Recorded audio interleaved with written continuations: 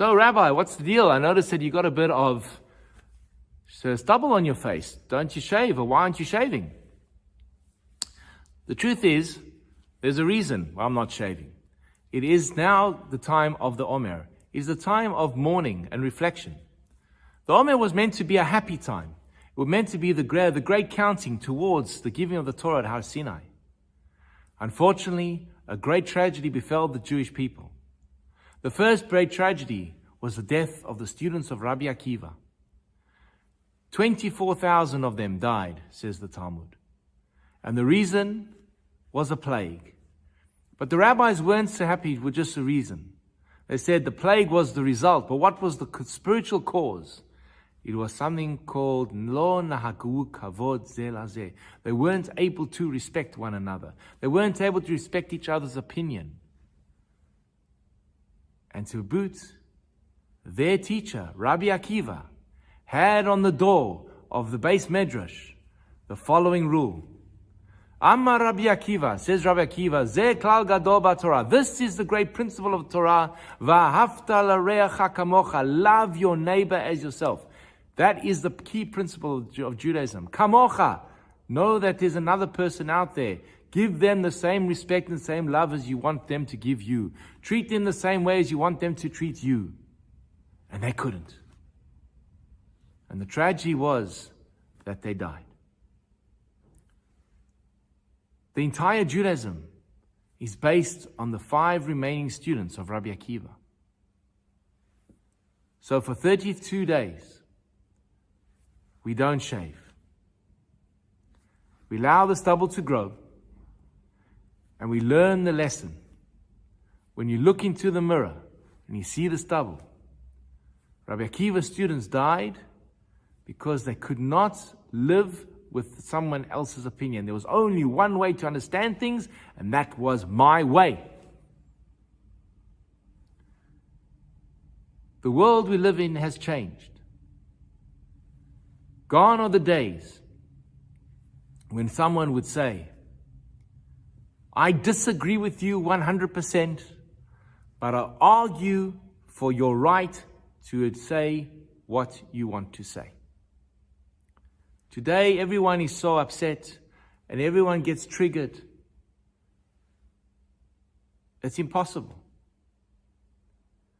Everyone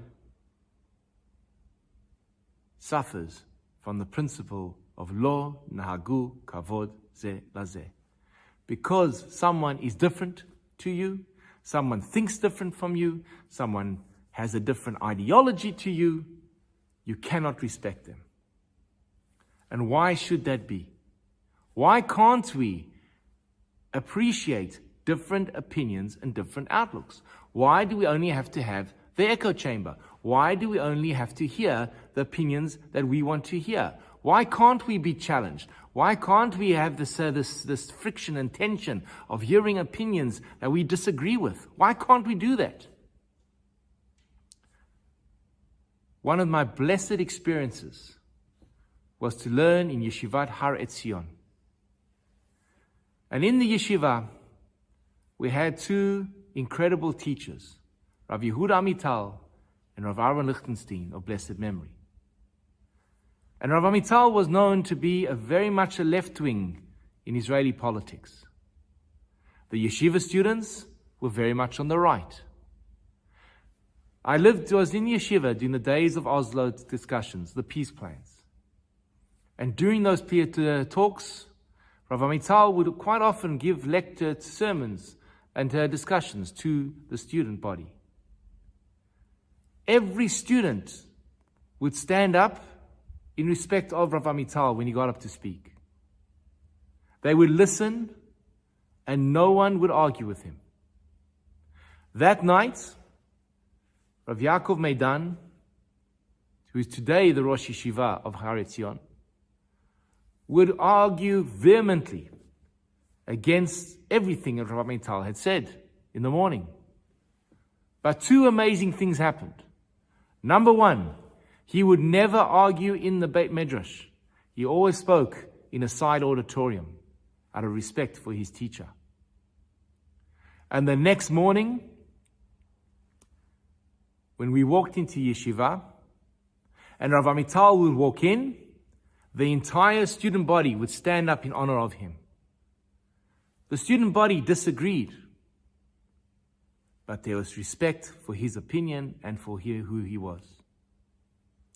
Later on, as part of the Oslo agreements, it was agreed that the Palestinian Authority would be allowed to have assault rifles. And Rabbi Meidan was so upset that he instituted a fast, and a personal fast, and set up a tent to argue in Jerusalem. And people and politicians would come and give support, and he'd argue and discuss. And who walks into the tent? Rav Amital. And Rav Amital says to Rav Meidan, "You know I disagree with you politically, but how could I not come and support you in what you're doing?" Do you hear that? How could I not support you in what you are doing? Woe to us that we have lost a Rav Amital. Someone that was big enough, that could stand up and articulate his position, could respect the opinions of others, and not only respect them, but support them. Imagine what the world would look like if we had more Rav Amitals. So during the Omer, when we think about the students of Rabbi Akiva and their inability to give respect for each other, think about Rav Amital and Rav Meidan, and let's try be and emulate them.